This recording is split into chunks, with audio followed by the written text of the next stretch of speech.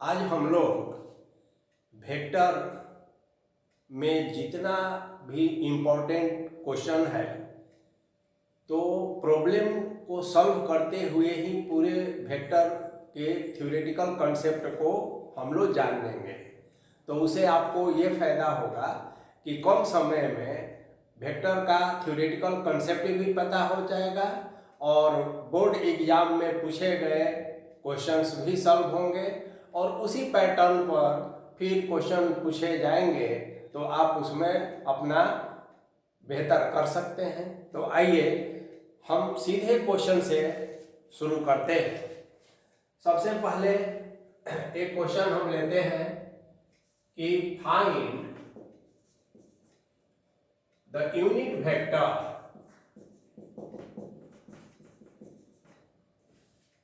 in the direction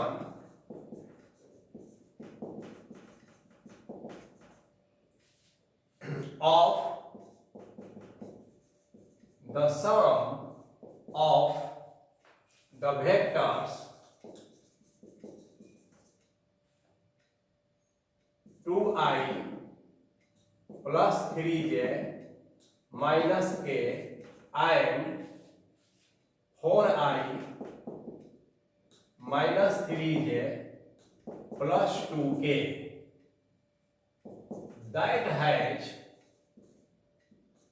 7 magnitude 7 units. अब देखिए एक ही क्वेश्चन में कई चीज का कंसेप्ट आप सीखेंगे।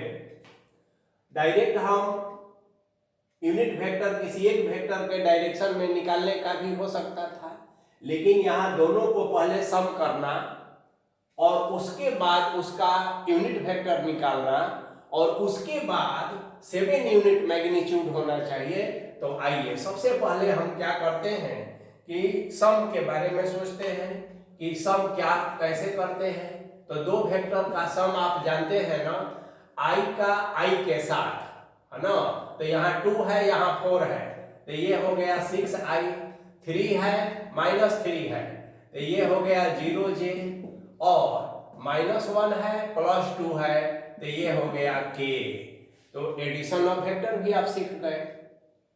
जैसे एडिशन होता है, सम होता है, उसी तरह डिफरेंस भी आप निकालेंगे। अब यह एक वेक्टर है, आप इसको मान लीजिए c, वेक्टर c इतना को, और इसको हम कह देते हैं से, ठीक है। अब आपको c का ही यूनिट वेक्टर निकालना है। तो हम जानते हैं कि यूनिट वेक्टर को c कैप से डिनोट किया जाता है, सूचित किया जाता है, और ये होता क्या है, vector of c by modulus of c। अब वेक्टर ऑफ c तो आया है 6i प्लस 0j और प्लस k। अब 0j को बार बार लिखने की जरूरत नहीं है। डिवाइडेड बाई, अब किसी वेक्टर का मॉडुलस कैसे निकालते हैं, तो i j k का जो कोफिशिएंट्स होता है 6 square plus 0 square plus 1 square, ठीक है। इसका मतलब है कि ऊपर 6i हो गया प्लस k हो गया, अब बाई ये देखिए 36 और 1 37, तो ये हो गया 37। यही यूनिट वेक्टर हो गया। आप चाहें तो इसको ऐसे भी लिख सकते हैं 6/37i प्लस 1/√37k। तो ये आपका यूनिट वेक्टर हो गया। अब कह रहा है कि दैट हैज मैग्नीट्यूड 7 यूनिट। यदि ये नहीं रहे क्वेश्चन में तो यही आपका आंसर हो जाएगा, लेकिन जब ये रहे तो आप ऐसे करेंगे 7 यूनिट्स मैग्नीट्यूड का मतलब है 7 इंटू सी कैप, तो 7 7 हो गया, और सी कैप, तो सी कैप ऑलरेडी निकला है, तो इसका मतलब है कि 6 बाई इतना i प्लस 1 बाई इतना j, है ना, j नहीं है k, और यही आपका आंसर हो गया। तो इस तरह से आप निकाल सकते हैं किसको? यूनिट वेक्टर को। चलिए अब हम लोग एक दूसरा क्वेश्चन देखेंगे। डायरेक्ट क्वेश्चन के द्वारा ही आप वेक्टर के थ्योरेटिकल कॉन्सेप्ट को समझ पाएंगे। चलिए दूसरा क्वेश्चन लेते हैं कि पोजीशन वेक्टर इसमें सीखने को मिलेगा और इंटरनल डिवीजन सीखने को मिलेगा। तो आइए क्वेश्चन लेते हैं। क्वेश्चन 2, द पोजीशन वेक्टर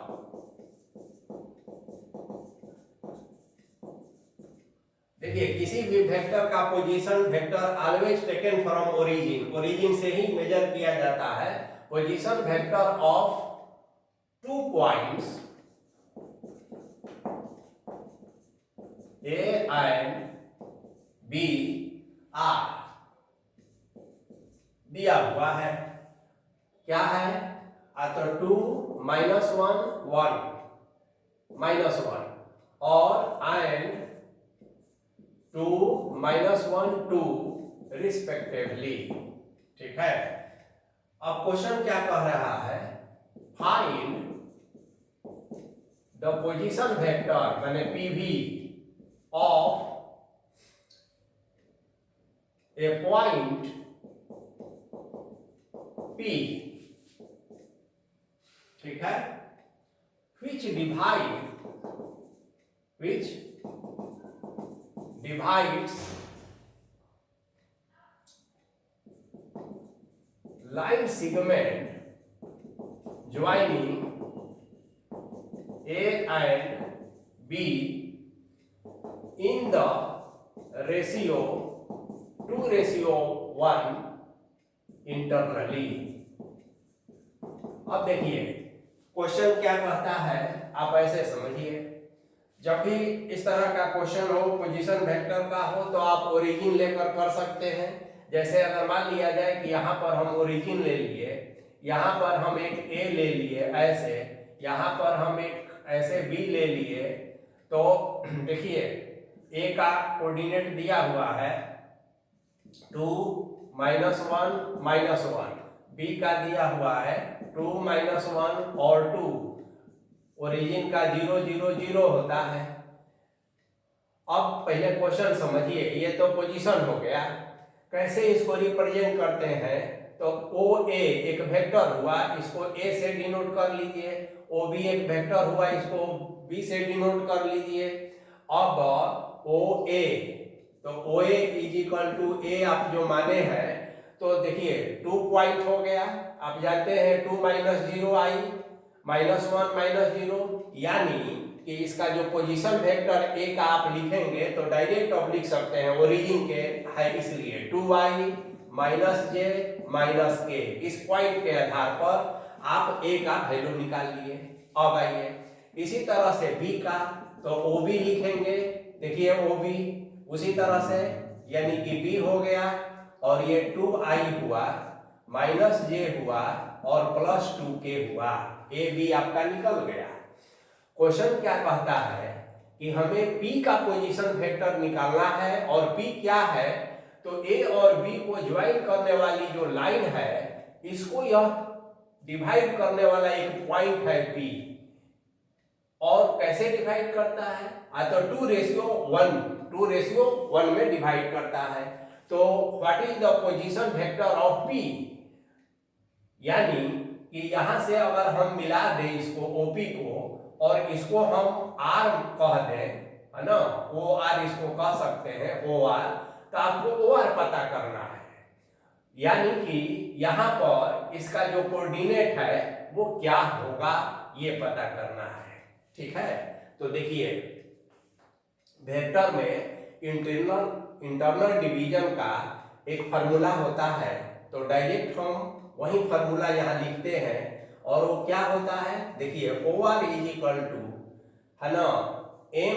अब देखिए जो मेन फार्मूला होता है, यह M और N के रेशियो में अगर डिवाइड करता है, A और B दो वेक्टर है, तो इसको कहते हैं MB + NA by M + N, internal division का। अगर एक्सटर्नल डिवीजन होगा, ये पी ए और बी के बाहर कहीं होगा तो उसको एक्सटर्नल डिवीजन कहा जाता है। उसमें यहाँ और यहाँ दोनों जगह माइनस हो जाता है। अब आप इसी के आधार पर बना सकते हैं। देखिए ओ आर निकालना है, एम बराबर यहाँ 2 है तो 2 लिख दीजिए, और बी वेक्टर चाहिए। बी वेक्टर आपका यहाँ देखिए निकला हुआ है, तो ये 2i हो गया, माइनस जे हो गया, प्लस 2k हो गया। n 1 है तो 1 कह दीजिए, वेक्टर a चाहिए तो 2i हो गया, माइनस जे हो गया, माइनस k हो गया, और डिवाइडेड बाय ये 2 प्लस 1 हो गया। ठीक है। अब देखिए यह सिंपल एक वेक्टर का एडिशन है। पहले 2 से सब में मल्टीप्लाई कर देंगे, इसमें 1 से कर देंगे, और तब इसको जहां जोड़ना है जोड़ेंगे, घटाना है घटाएंगे। देखिए तो यहाँ जोड़ना है तो 2 दूनी का 4 हुआ, ये 2 तो 6y हो गया, तो यहाँ हम लिख देंगे 6i। ये देखिए माइनस 2j और यहाँ माइनस j है तो माइनस 3j हो जाएगा, माइनस 3j, और 4k और माइनस k तो प्लस 3k हो जाएगा। ठीक है। अब बाई ये 3 हो जाएगा।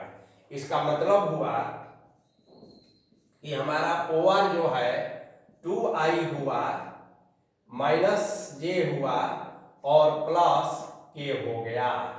इसका मतलब हुआ कि जो P का पॉइंट है वो 2 माइनस 1 और 1 हो गया। ठीक है। तो इसका हो जाएगा 2 माइनस 1 और 1, यही आपका आंसर हो गया। तो इस तरह से ये क्वेश्चन बना। चलिए अब हम लोग अगला सवाल लेते हैं।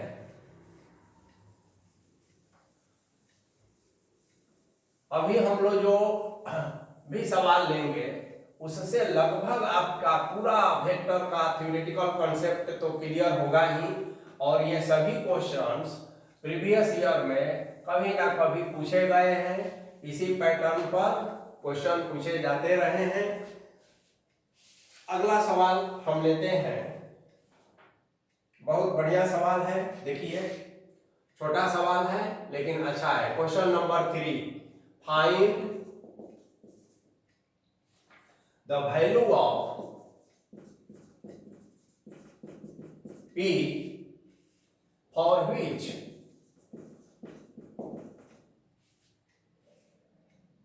the vector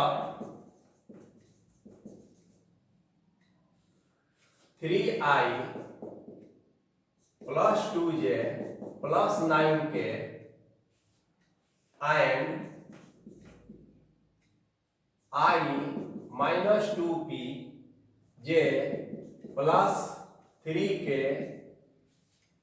are parallel। अब देखिए पैरेलल अगर मान लिया जाए, ऐसे सवाल को आप कैसे बनाएंगे। मान लिया जाए कि इस वेक्टर को आप a मान लीजिए, इस वेक्टर को आप b मान लीजिए, दोनों वेक्टर पैरेलल होंगे कब? तो यदि b is equal to some scalar i a, है ना। a को इधर रखिए या b को इधर रखिए, माने एक वेक्टर को दूसरे वेक्टर के सम स्केलर मल्टीपल के रूप में अगर एक्सप्रेस किया जा सके तो हम कहेंगे कि वो पैरेलल होता है। ठीक है। अब देखिए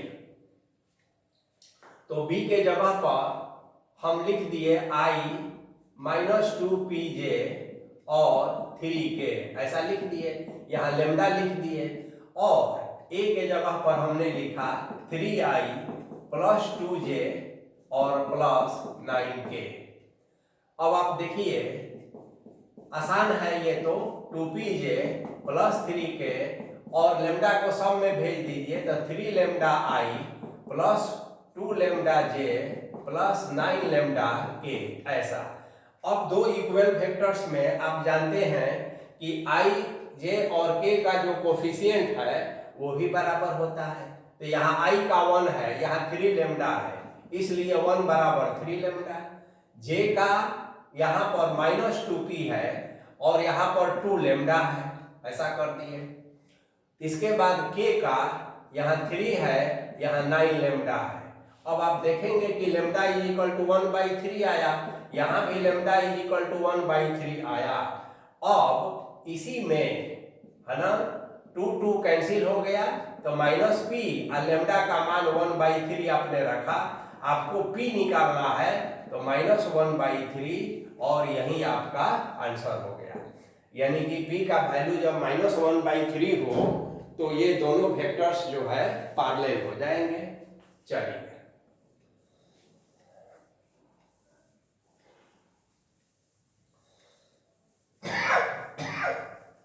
अब हम लोग एक दूसरा क्वेश्चन लेंगे।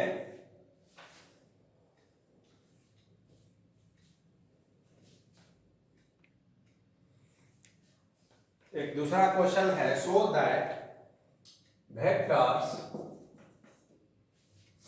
2i - 3j + 4k and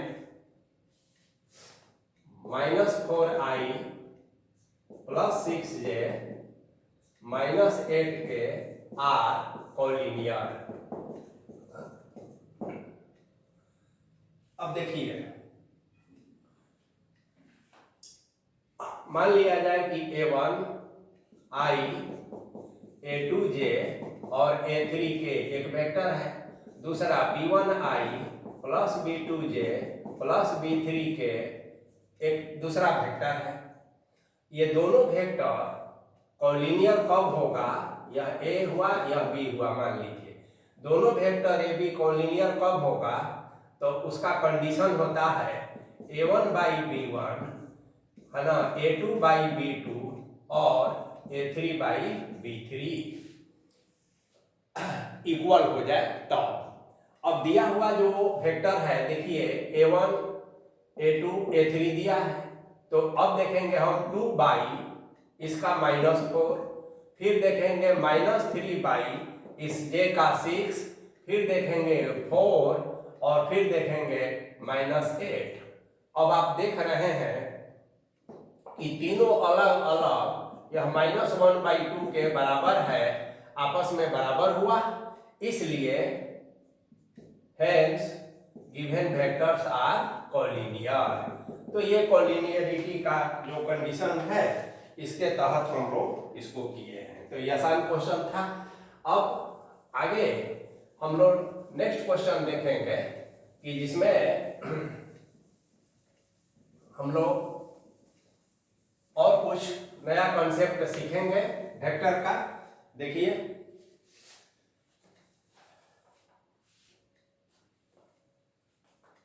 find the, ये भी एक आसान क्वेश्चन है, फाइंड द, ये क्वेश्चन नंबर 5, फाइंड नंबर से नहीं मतलब है, find the direction cosines, direction cosines of the vector joining the points 1 to -3 and -1 -2 1 directed from A to B। ये क्वेश्चन है। अब देखिए कैसे इसको हम बनाएंगे।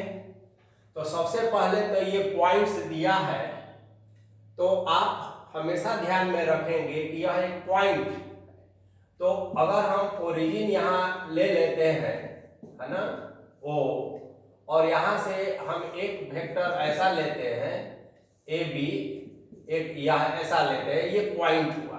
तो ए का कोऑर्डिनेट दिया है 1 2 -3, अपने से मान लिए कि इसको ए है और इसको बी मान लिए -1 -2 -1। अब देखिए कह रहा है कि ए टू बी, तो ए टू बी आप ऐसे ए टू बी को कह दीजिए, ऐसे इस तरह से।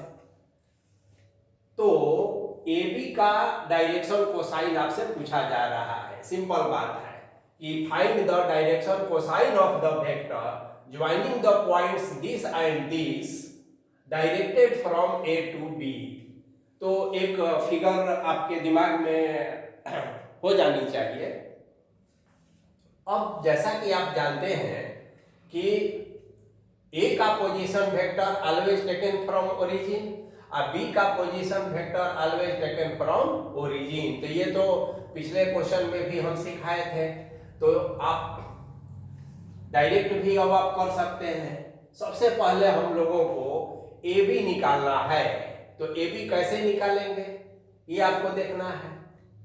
तो देखिए, अगर आप ओ से ए पर आते हैं, ये ठीक है, तो देख लीजिए ओ से ए पर आते हैं और ए से बी पर जाते हैं, तो इसका रिजल्टेंट है ना ओ से बी होता है। Triangle law of vector addition. आपको तो चाहिए ए बी, तो A B is equal to O B minus O A कह देते हैं। इसका मतलब है कि जब ए बी अब आपको निकालना है तो ओ बी, अब ओ बी जैसा कि हम बताए हैं क्या है जी, तो माइनस आई माइनस 2j और प्लस के है। ओके, ओ ए कितना है, तो आई प्लस 2j माइनस 3k है। हो गया। इसलिए A B is equal to, देखिए माइनस आई और माइनस आई, तो माइनस 2i हो गया। ये देखिए माइनस 2j माइनस 2j, ठीक है, तो माइनस 4j हो गया और प्लस के है, माइनस माइनस प्लस, तो 4k हो गया। तो ए बी आपका निकल गया। अब आप देखेंगे कि ए बी एक वेक्टर है। एक और तरीका है, आप देख सकते हैं। यदि आपको ए बी निकालना है तो आप डायरेक्ट कहिए पी भी, यानी कि position vector of B minus position vector of A. इससे भी आपका काम चल जाएगा। और पोजीशन वेक्टर ऑफ बी क्या है, तो माइनस 1 माइनस 2 और 1। इसका क्या है 1 2 माइनस 3, हम पॉइंट में ही दिखे हैं। ये क्या हो जाएगा, तो माइनस 2 माइनस 4 और 4 जोड़ने घटाने पर ऐसा हो जाएगा। और इसी का ये विस्तार है ना।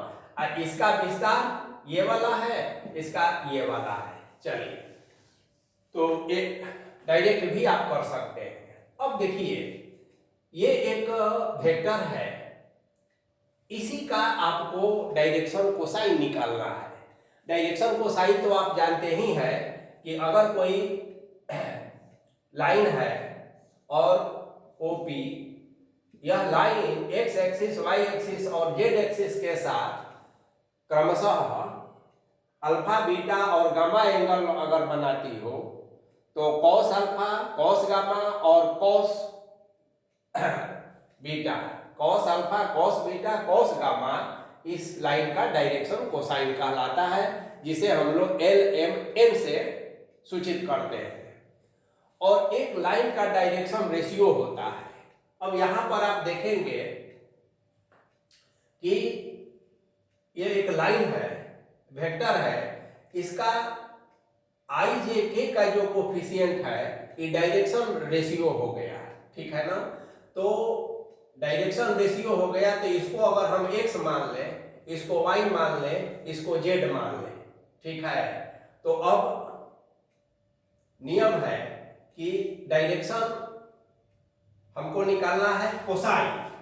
तो देखिए थोड़ा और क्लियर आपको हो जाएगा। हम एक बना देते हैं।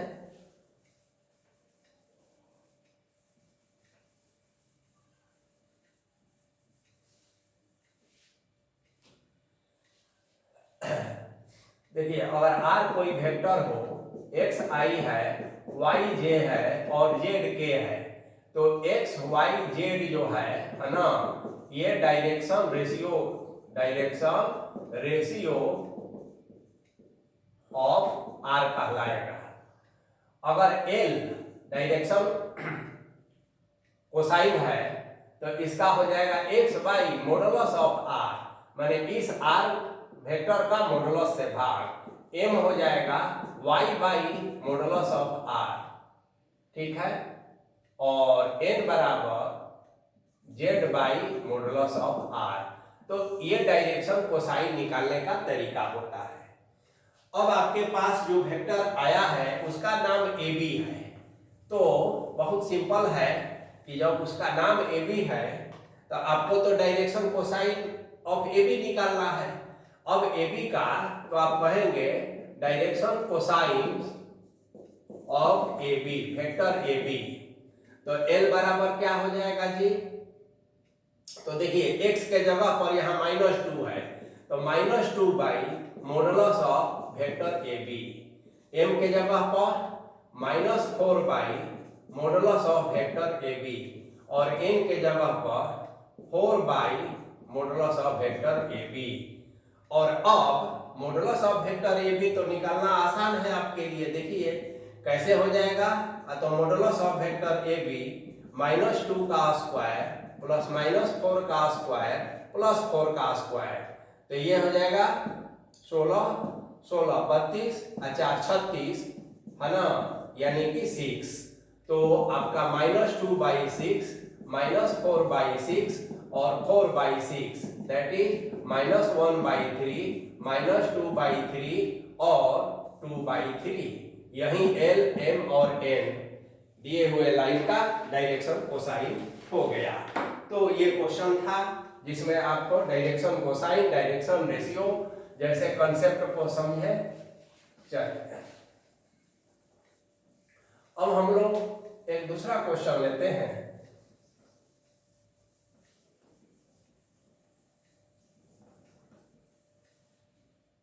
और वो है क्वेश्चन नंबर 6।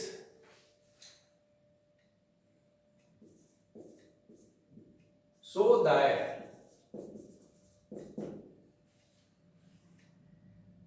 the points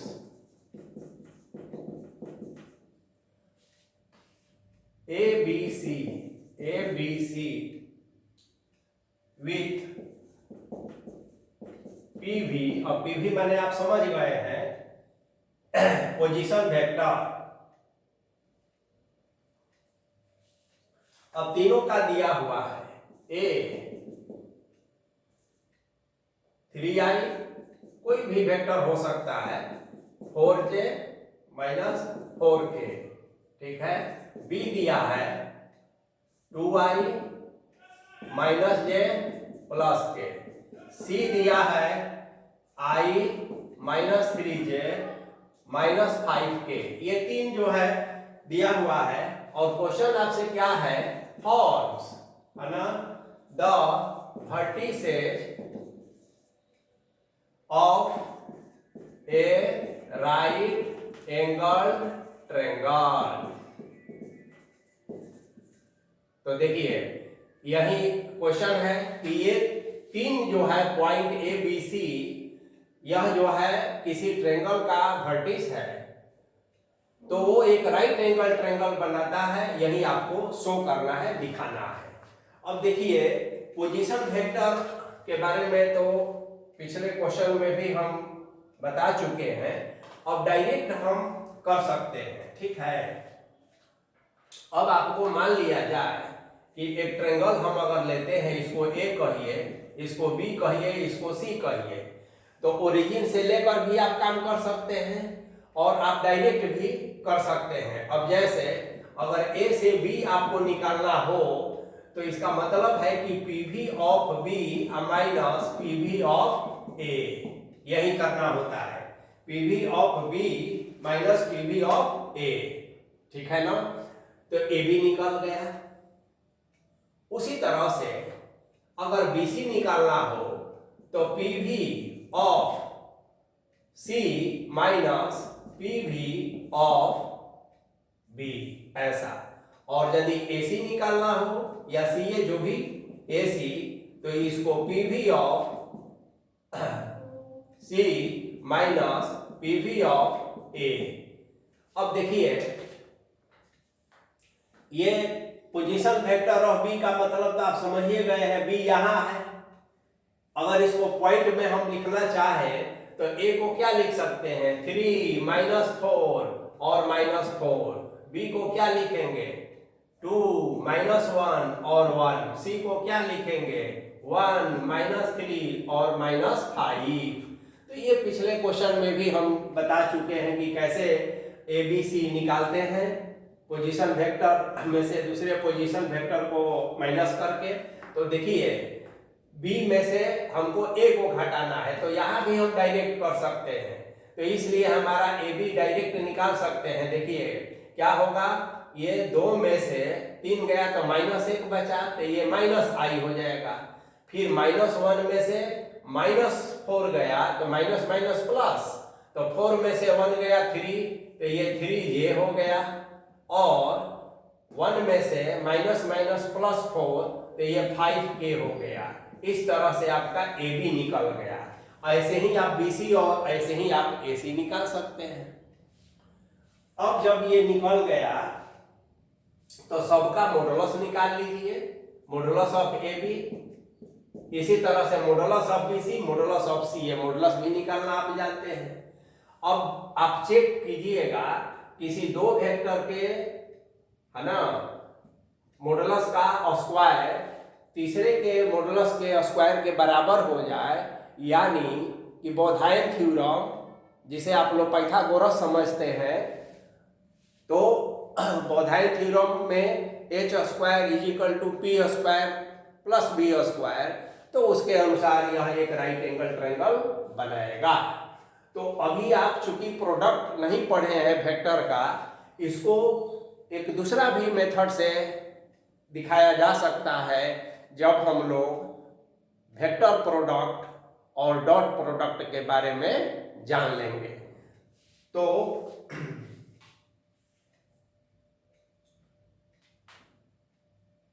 किसी दो लाइन का डॉट प्रोडक्ट यदि, दो वेक्टर का डॉट प्रोडक्ट यदि 0 हो जाए तो वो वेक्टर परपेंडिकुलर होता है। तो इसका मतलब है कि उस समय इसी सवाल को हम डॉट प्रोडक्ट के द्वारा भी दिखा सकते हैं। चलिए अब एक दूसरा क्वेश्चन लेते हैं।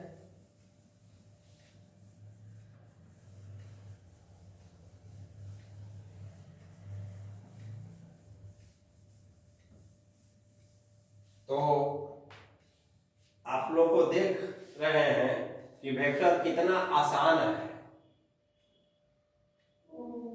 चलिए तो अब एक नए क्वेश्चन के साथ हम लोग फिर क्वेश्चन नंबर 7, नंबरिंग चाहे जो हो, यह भी एक बढ़िया क्वेश्चन है। देखिए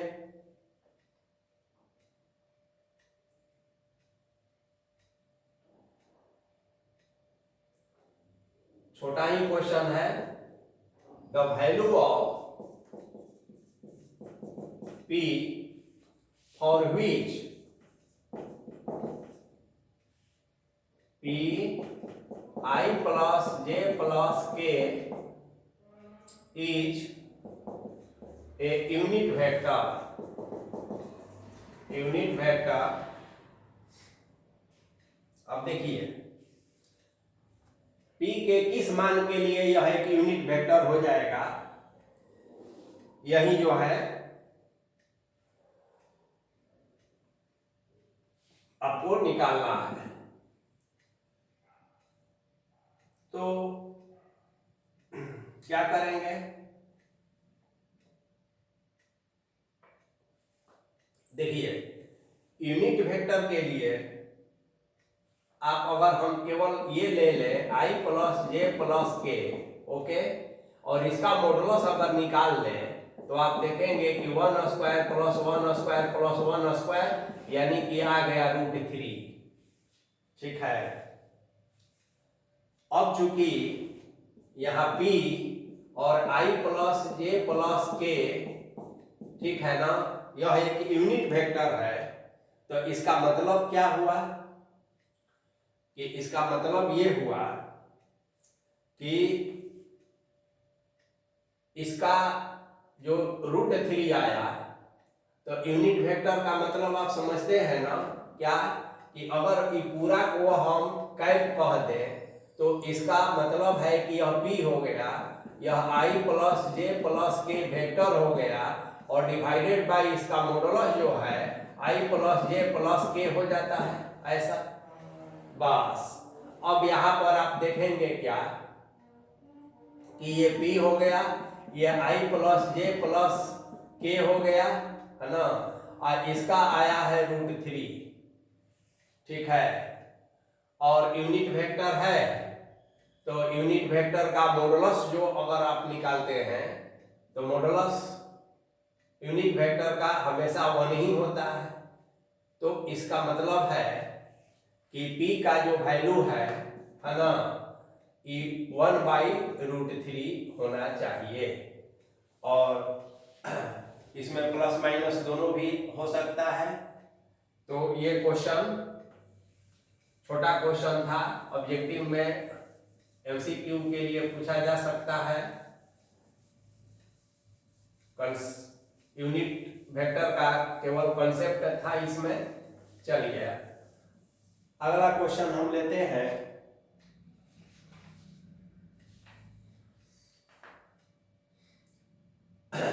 देखिए question number 8, ABCD is a rhombus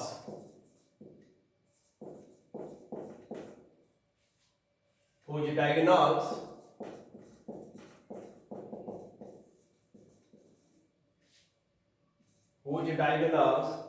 intersect at E. Then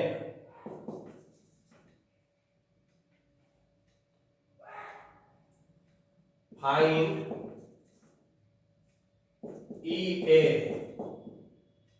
plus EB plus EC plus ED। तो देखिए सबसे पहले हम इसमें एक फिगर बना लेंगे। मान लिया जाए कि यह A है, B है, C है और D है। ये इसके डायगोनल्स हो गए, ये इसके डायगोनल्स हो गए। डायगोनल्स जो है इसके ई पर जो है इंटरसेक्ट कर रहे हैं। तो देखिए,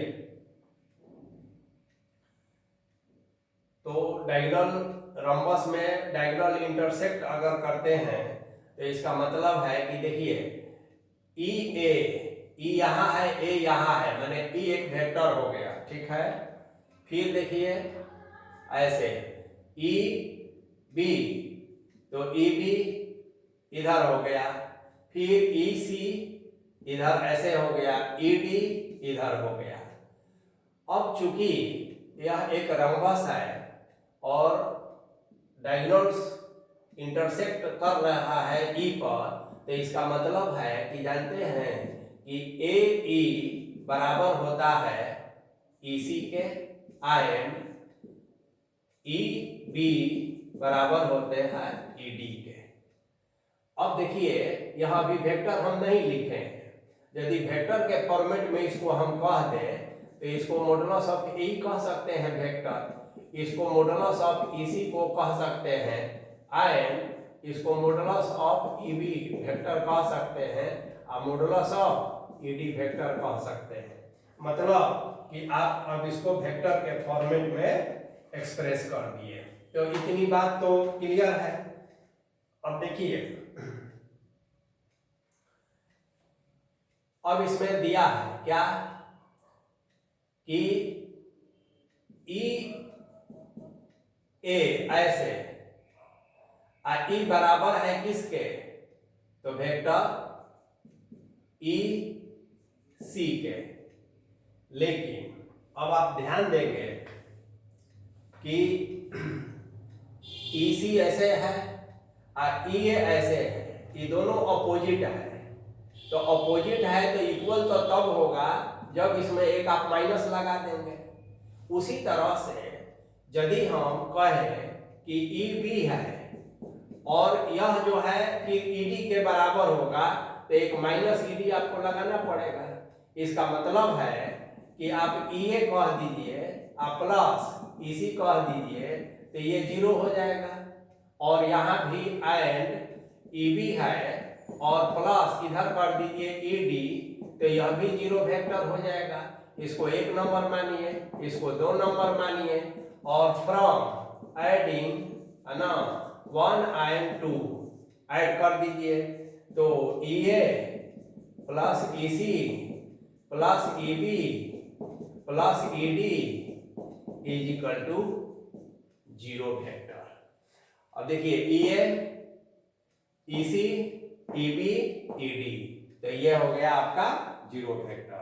तो ये एक वेक्टर रिप्रेजेंटेशन से रिलेटेड जो है और डायरेक्शन से रिलेटेड कंसेप्ट था, इसको ऐसे देखना है।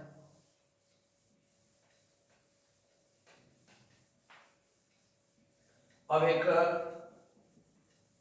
दूसरा प्रॉब्लम हम लोग लेते हैं जो बहुत ही इंपॉर्टेंट है। Question number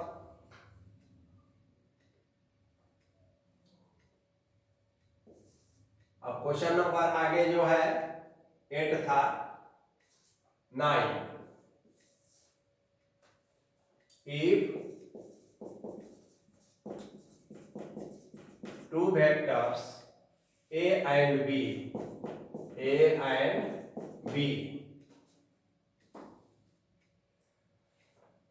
are such that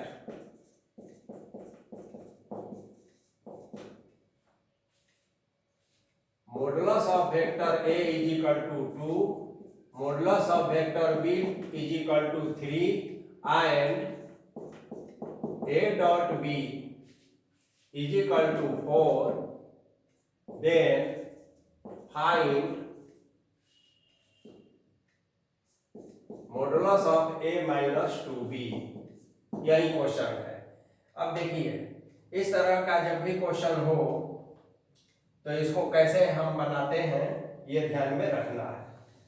तो जो ये निकालना है ना, बहुत क्वेश्चन ऐसा आपको मिलता है बनाने के लिए, तो क्या करेंगे कि आप लेंगे कि now A minus 2B square लेकर चलते हैं, और आप जानते हैं कि मॉडुलस पर स्क्वायर का मतलब होता है A minus 2B dot A minus 2B। ऐसे डॉट मैंने मल्टीप्लाई, यहाँ डॉट प्रोडक्ट का मामला नहीं है, तो वेक्टर का साधारण मल्टीप्लिकेशन है। 2 बार हम लिख दिए। अब देखिए, अब सिंपल जो मल्टीप्लाई करने का रूल है, A जो है A के साथ, फिर A जो है 2B के साथ, फिर माइनस 2B जो है A के साथ, और माइनस माइनस प्लस ये 4 B ऐसे कह देंगे। अब देखिए इसको हम फिर कहेंगे ऐसा, इसको कहेंगे 2AB, इसको कहेंगे 2AB। अब काहे कहेंगे, काहे कि ये देखिए AB को BA लिख सकते हैं, और यहां हो गया 4 मॉडुलस ऑफ B का होल स्क्वायर।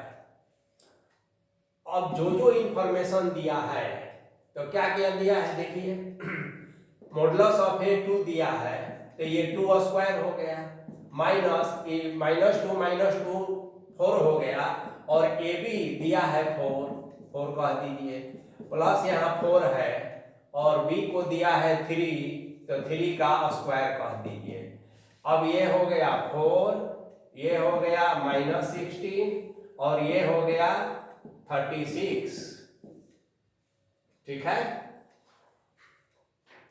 तो माइनस कर दीजिए, कितना बचा, तो 16, तो 4 माइनस 16 प्लस 36, जल्दी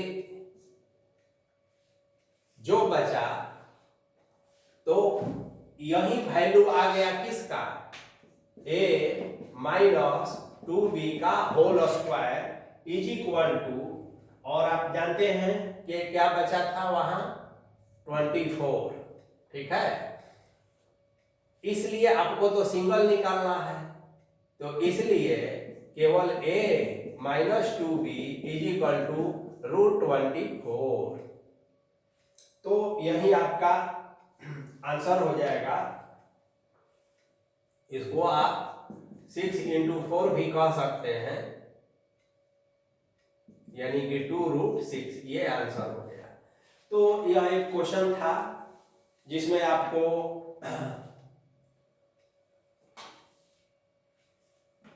ऐसा क्वेश्चन हमेशा पूछा जाता है। तो इसकी स्ट्रेटेजी यही है कि पहले स्क्वायर करके हम निकाल लेते हैं और बाद में जो भी इंफॉर्मेशन दिया होता है उसका यूज किया जाता है। और ऐसे बहुत क्वेश्चन पूछ देता है। बोर्ड एग्जाम के साथ साथ कॉम्पिटिटिव एग्जाम में भी यदि आप जेई के तैयारी में लगे हैं, एनडीए में लगे हैं, या कोई भी कॉम्पिटिटिव एग्जाम जिसमें +2 के लिए मैथमेटिक्स से क्वेश्चन पूछा जाता है, तो उसमें आपके लिए ये क्वेश्चन हो सकता है। चलिए अब एक दूसरा क्वेश्चन देखें।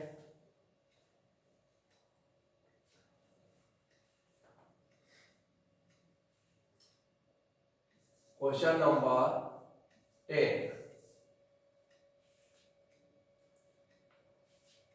तो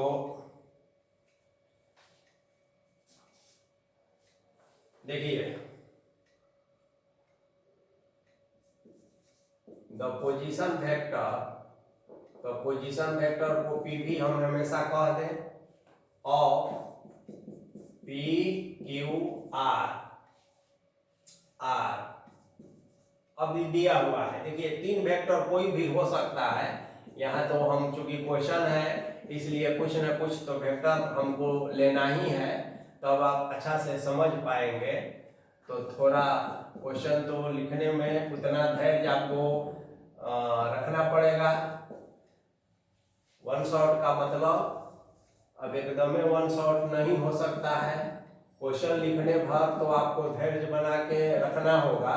और जब क्वेश्चन लिखा जा रहा हो और आप इंतजार कर रहे हो, तो मन ही मन आप संगीत का सहारा लीजिए, कोई भजन वगैरह गुनगुनाते रहिए और क्वेश्चन के हर एक वर्ड पर ध्यान देते रहिए कि आखिर इसमें क्या क्वेश्चन होने जा रहा है। तो अब देखिए, find the vector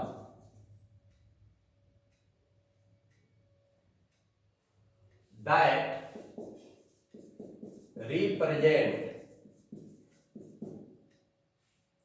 the median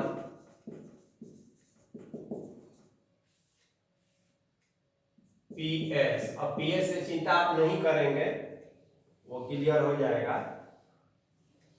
Also find length of median. अब देखिए, अब इसमें जो है ज्योमेट्रिकल कॉन्सेप्ट भी है कि मीडियन क्या होता है। तो आप देखेंगे कि आप एक पहले ट्रायंगल लीजिए इस तरह से, ये P और Q और R ले लीजिए। मीडियन होता है कि ये साइड है QR, इसका मिड टर्म यहां ले लीजिए, इसको S हम कह देते हैं। और P से S को जब आप मिलाते हैं तो यही मीडियन कहलाता है, ठीक है। तो इस मीडियन का है ना, आपको वेक्टर के रूप में रिप्रेजेंटेशन करना है PS का, और साथ ही PS का लेंथ भी तो दिया हुआ है। अब जैसा कि पोजीशन वेक्टर से तो आप परिचित हैं ही, इसका दिया है -1, 2 और 4। इसका दिया है Q का क्या, तो 3, 6 और 8, और इसका दिया है, बोलिए 4, 1 और 1। देखिए, ये इसलिए हम ऐसा बता रहे हैं कि क्वेश्चन में डायरेक्ट वेक्टर अगर नहीं देकर पॉइंट्स के रूप में दिया रहे कि P का पॉइंट्स इतना, Q का पॉइंट्स इतना, R का पॉइंट्स इतना, तो आपको एक स्टेप और आगे काम करना होता है कि सबका पोजीशन वेक्टर निकालना होता है। तो पोजीशन वेक्टर जब आप निकालते हैं तो फिर से हमें यही प्राप्त होता है। इसलिए इस दोनों कॉन्सेप्ट को ध्यान में रखना होगा बढ़िया से। तो देखिए आपको क्या चाहिए, तो पीएस चूंकि मीडियन है ना, तो पीएस ही आपको चाहिए, पी से एस ऐसा, ठीक है। तो क्या कर सकते हैं बोलिए, तो इसमें कुछ और नियम है जिसको आपको जानना चाहिए। देखिए आप जानते हैं कि मीडियंस जो है एक ही पॉइंट से पास होते हैं, जैसे इधर से भी कर दे मीडियंस, इधर से भी कर दे मीडियंस, तो ये जो है सेंट्रोइड कहलाता है, आपको मालूम है। और ये जो सेंट्रोइड है जी, मीडियंस को 2 और 1 के रेशियो में डिवाइड करता है। मीडियंस 3 होंगे, क्यू से भी होगा, आर से भी होगा, लेकिन अभी हमारा क्वेश्चन जो है केवल पीएस है, इसलिए हम इसी पर फोकस करेंगे। तो देखिए 2 का और 1 का। अब प्रश्न एक चीज ये है कि पी का पता है कोऑर्डिनेट, पीएस हम नहीं जानते हैं, ठीक है ना। अगर एस का कोऑर्डिनेट हमको पता हो जाए तो फिर पी और एस दोनों का कोऑर्डिनेट अगर पता है, और यह जी जो है इसको इंटरनली डिवाइड करता है पीएस को, ठीक है, और रेशियो भी 2 और 1 का रेशियो दिया हुआ है, तो इंटरनल डिवीजन वाला फॉर्मूला लगाकर हम जी का, है ना, एस का कोऑर्डिनेट पीएस वेक्टर निकाल सकते हैं। जी का भी निकल जाएगा कोऑर्डिनेट और हम पीएस का भी निकाल सकते हैं। तो आइए देखिए, यहाँ पर जी का कोऑर्डिनेट नहीं पूछा है, लेकिन अगर क्वेश्चन में पूछ देगा तो उसके लिए हम बता रहे थे।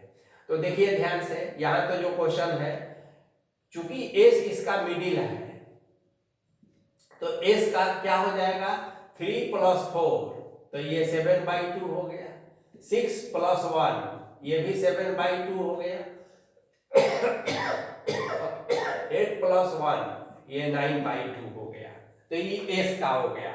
यानी कि जब इसका पोजीशन वेक्टर लिखने की बात आएगी तो 7/2i plus 7/2j plus 9/2k, इस तरह से पोजीशन वेक्टर हो जाएगा एस का।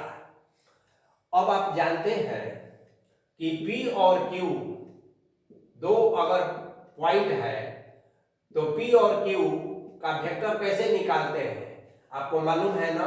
तो बहुत आसान है, PS = देखिए x1 - x2i plus y1 - y2j और प्लस z1 - z2k, इस तरह से। तो i के साथ j के साथ तो PS निकल गया, तब आपका वेक्टर निकल गया, वही आपका आंसर हो जाएगा, ठीक है। डायरेक्ट आप यहां से भी निकाल सकते हैं, i का i के साथ, j का j के साथ, इस तरह से। तो ये आपका निकल गया। अब आपको चाहिए कि लेंथ भी आपको चाहिए, तो लेंथ तो इसी का मॉडुलस निकाल लीजिएगा। ये जो वेक्टर आया है इसी का मॉडुलस ऑफ पीएस निकाल लीजिए, तो वही आपका लेंथ हो गया। यदि क्वेश्चन में सेंट्रोइड जी का कोऑर्डिनेट भी पूछता या पोजीशन वेक्टर पूछता, तो इंटरनल डिवीजन वाला फार्मूला लगाकर जी का आप कोऑर्डिनेट भी निकाल सकते थे। चलिए अब नेक्स्ट क्वेश्चन लेते हैं।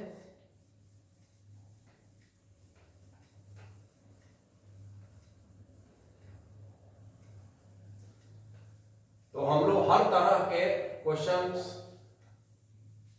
कर रहे हैं ताकि कोई भी कंसेप्ट आपका, कोशिश यही है कि छूटे नहीं। अब 10 के बाद एक क्वेश्चन और लेते हैं, क्वेश्चन नंबर 11।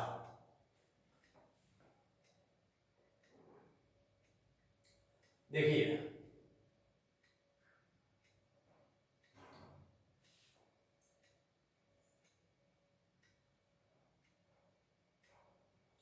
ये एक छोटा क्वेश्चन है।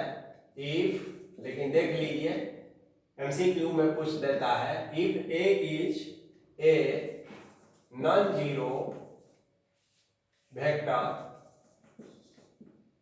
Of magnitude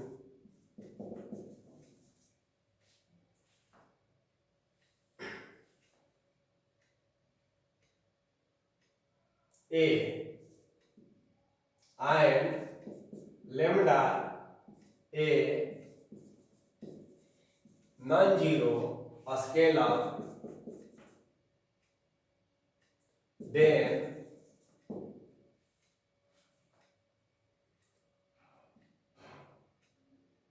for what value of A lambda A is a unit vector। इस तरह का एक और क्वेश्चन पहले भी हम करवाए थे, ठीक है। तो देखिए लेम्डा ए को यूनिट वेक्टर होने के लिए modulus of lambda is equal to 1 होना चाहिए। अब इसमें आप जानते हैं कि मॉडुलस ऑफ लेम्डा बाहर ये लेम्डा इज इक्वल टू 1, इसलिए a is equal to 1 by lambda है, ठीक है। इसका मतलब है कि a is equal to 1 by lambda, यही आपका आंसर हो गया। तो ये एक छोटा क्वेश्चन था लेकिन कॉन्सेप्चुअल क्वेश्चन था, इसलिए इसको हम लोग देखें। अब एक दूसरा क्वेश्चन लेते हैं जो काफी महत्वपूर्ण है। देखिए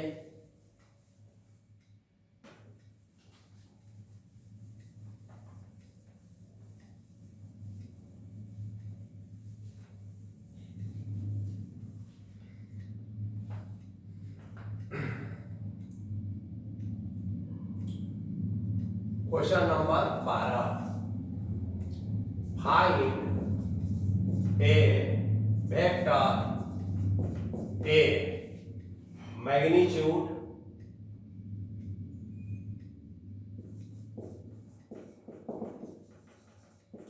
(5√2) making an angle of pi by 4 with x axis, ठीक है।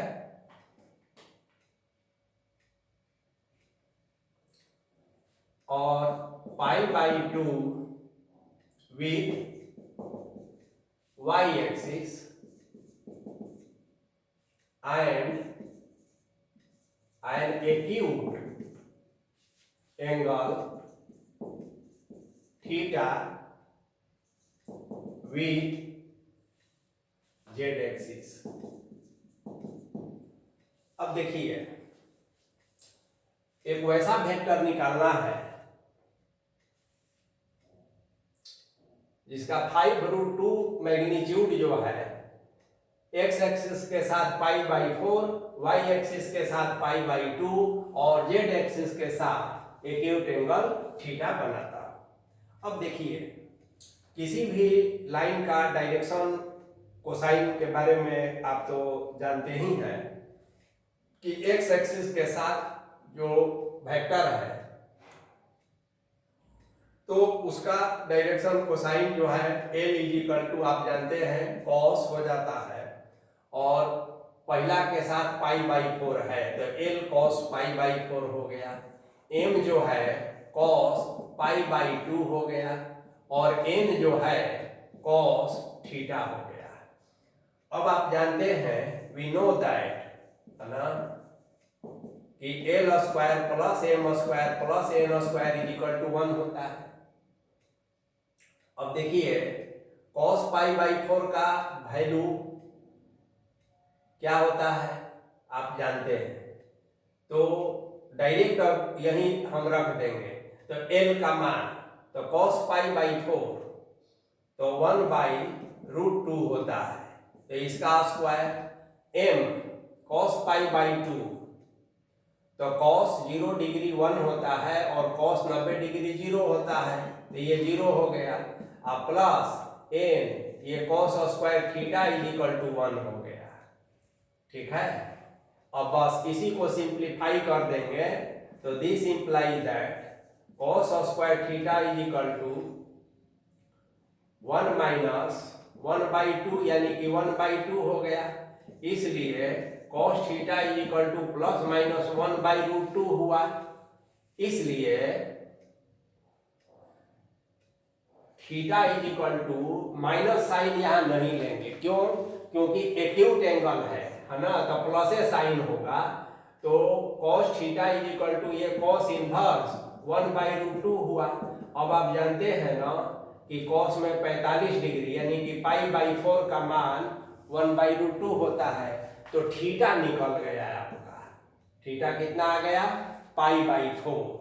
तो इसका मतलब है कि n का वैल्यू भी आपको निकल गया। जैसे इसका n जो है, अब नया में देखिए कि इस तरह से अब आपको इस क्वेश्चन में जिस वेक्टर को आपको निकालना है उस वेक्टर का l जो है, यहां से आप देखेंगे कि 1/√2 हो गया, m देखेंगे कि 0 हो गया, cos π/2 है, और ये थीटा भी π/4 है, तो n भी 1/√2 हुआ। अब आप जानते हैं कि वेक्टर को हम कैसे रिप्रेजेंट करते हैं। अगर वेक्टर a है, ठीक है, तो इसको होता है li प्लस mj प्लस बोलिए n के, ऐसा। अब l m n आपका निकला हुआ है, तो l के जगह पर क्या 1/√2i, m के जगह पर 0j, n के जगह पर 1/√2k। इसका मतलब है कि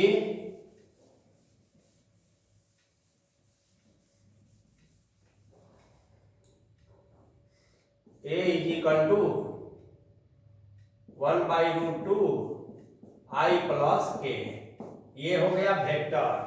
अब बात मैग्नीट्यूड की, तो मैग्नीट्यूड कितना होना चाहिए? तो 5√2, ठीक है, तो बस यहाँ 5√2 कह दीजिए, 5√2a, तो यहाँ 5√2, यहाँ 1/√2 i प्लस k, √2 कैंसिल, तो 5i प्लस k, यही आपका आंसर हो गया। तो ये एक बहुत ही बढ़िया क्वेश्चन था जिसे हम लोग ने देखा। अब एक नया क्वेश्चन देखिए।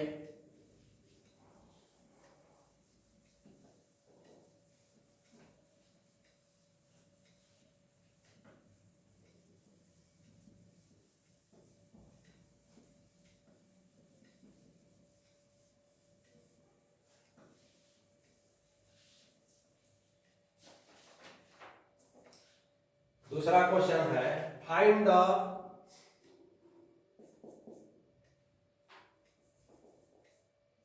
Question 13, find the scalar components of vector AB with initial point A 2 1 and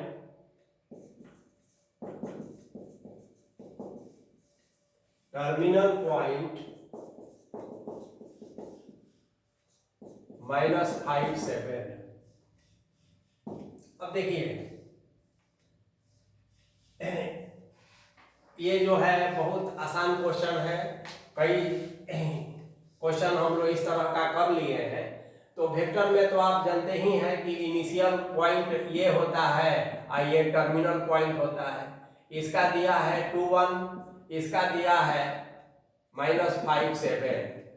अब आपको देखना यह है कि आपको लगेगा कि ये 2 ही दिया है, कोई दिक्कत नहीं है, आप 0 0 यहाँ बढ़ा सकते हैं और 2 से ही बना सकते हैं, ठीक है। तो चूंकि वो जीरो होता है इसलिए अब जीरो को रिप्रेजेंट करने की जरूरत नहीं है। आपको क्या चाहिए, तो find the scalar components of A B. तो वेक्टर ए बी चाहिए। तो देखिए ए से बी, तो सिंपल बात है P V of B minus P V of A, ये तो आपको कई बार कर चुके हैं। तो यहाँ -5 7 हो गया और यहाँ पर 2 और 1 हो गया। तो इसका मतलब है कि -5, तो ये -7 हो गया और ये 7 -1 6 हो गया ऐसा। तो इसका मतलब तो आप जनबे करते हैं -7i + 6j हो गया और 0k हो गया। तो वेक्टर ए भी आपका निकल गया ना। अब इसका स्केलर कंपोनेंट्स क्या है, इसलिए स्केलर कंपोनेंट्स है ना आर कौन कौन हुआ जी, -7 6 और 0। तो यह एक बहुत ही बढ़िया क्वेश्चन था। इसका प्रैक्टिस अगर आप किए हैं तो एग्जाम में कभी भी पूछेगा तो आप कंफ्यूज नहीं होंगे कि इसमें क्वेश्चन में करना क्या है, किस तरह से इसको हम आगे बढ़ सकते हैं। तो ये है। अब देखिए घबराना नहीं है। अब जो है एक क्वेश्चन है,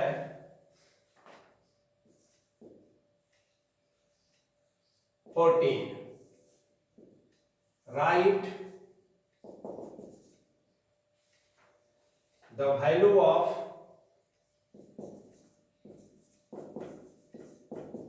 कोसाइन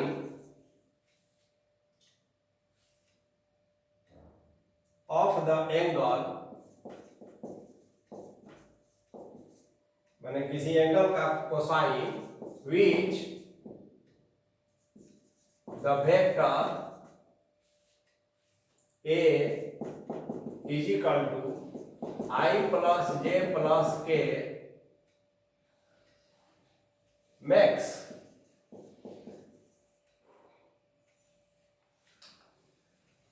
with y axis। चलिए तो देखिए अब मान लिया जाए कि ए एक वेक्टर ले लेते हैं और ये I है, J है और K है। तो पहले आप इसका यूनिट वेक्टर निकाल लीजिए। तो आप जानते हैं vector A by modulus of vector A, तो ए कैप बराबर ये I + j + k हो गया। अब बाई मॉडुलस ऑफ ए तो आप जानते हैं 1² 1² 1² यानी I + j + k बाई ये √3 हो गया। इसको अलग अलग आप करेंगे तो एक कैप क्या हो जाएगा 1/√3i 1/√3j 1/√3k हो गया। अब क्वेश्चन क्या कह रहा है कि write the value of cosine of the angle which the vector this makes with y axis. तो देखिए वाई एक्सिस माने क्या, जे पर। तो आप जानते हैं ना एल एम और एन होता है। अब यह एम है वाई एक्सिस के साथ डायरेक्शन कोसाइन, यानी कि ये cos बीटा होता है, यानी कि cos beta is equal to 1/√3। अब कुछ निकालना भी नहीं है, तो एंगल का कोसाइन पूछ रहा है तो यही 1/√3 आपका आंसर हो जाएगा। यदि x के साथ पूछता, z के साथ पूछता तो उसका भी आंसर यही होगा, लेकिन हमेशा यही संयोग नहीं रहेगा। तो जिस एक्सिस के साथ पूछेगा वही आपका आंसर हो जाएगा। तो ये जो है आपको क्वेश्चन नंबर 14। अब देखिए लास्ट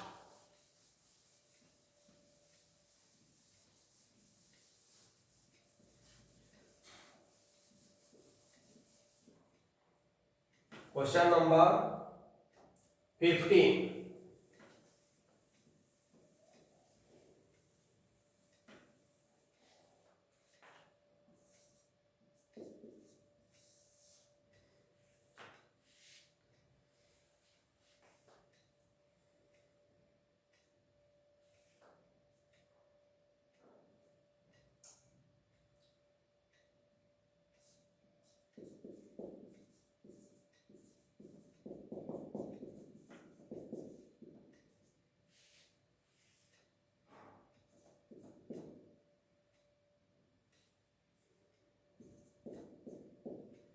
अब देखिए, find unit vector of 3i या इन द डायरेक्शन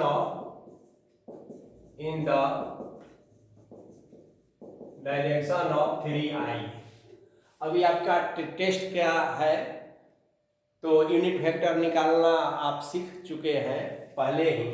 अब केवल 3i है तो आपको लगेगा कि अरे अभी कैसे बनेगा, आप कंफ्यूज होंगे। तो कोई कंफ्यूजन की जरूरत नहीं है, इसको a मान लीजिए 3i। अब आप कहेंगे कि बाकी तो है नहीं, तो कोई चिंता मत कीजिए, अभी वेक्टर के फॉर्म में आ गया।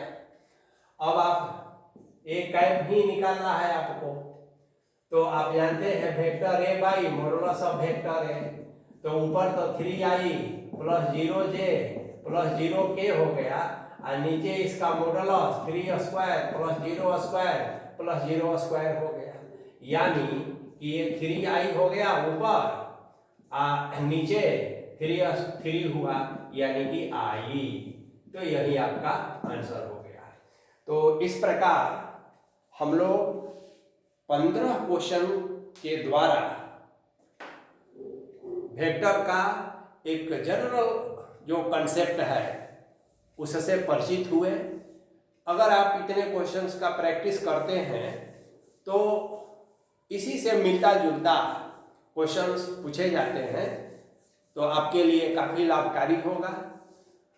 अगर आपको इस टॉपिक से संबंधित और भी कोई क्यूरियोसिटी है, जिज्ञासा है, या किसी तरह का क्वेश्चन है, तो आप YouTube पर कमेंट सेक्शन में अपना जो सुझाव है दे सकते हैं, और एक और वीडियो हम बनाएंगे जो वेक्टर प्रोडक्ट का होगा। आप जानते हैं कि वेक्टर प्रोडक्ट में दो पढ़ना है, एक स्केलर प्रोडक्ट और दूसरा वेक्टर प्रोडक्ट, तो यानी कि डॉट और क्रॉस प्रोडक्ट। तो उसमें भी हम लोग सीधे क्वेश्चन लेंगे, प्रीवियस ईयर में पूछे गए क्वेश्चंस के द्वारा उसके कंसेप्ट को हम लोग सीखेंगे, और 15-20 क्वेश्चन उसमें भी करेंगे। तो उसको हम अगले वीडियो में उसके लिए अलग से हम अपलोड करेंगे। और यदि आप लोगों की डिमांड हो तो और भी इसी तरह से प्रोबेबिलिटी है, 3 डायमेंशन है, या इंटीग्रेशन है, डिफरेंशिएशन है, अगर आप लोगों को अच्छा लगे और आप लोगों को सुविधा हो, कम समय में आपका एक रिवीजन हो जाए, कंसेप्ट भी क्लियर हो जाए, तो मैं इसी तरह का वीडियो और भी बनाकर अभी क्लासेज पटना के YouTube चैनल पर अपलोड करूंगा। चलिए, तो आप बहुत बहुत आप लोग को शुभकामनाएं।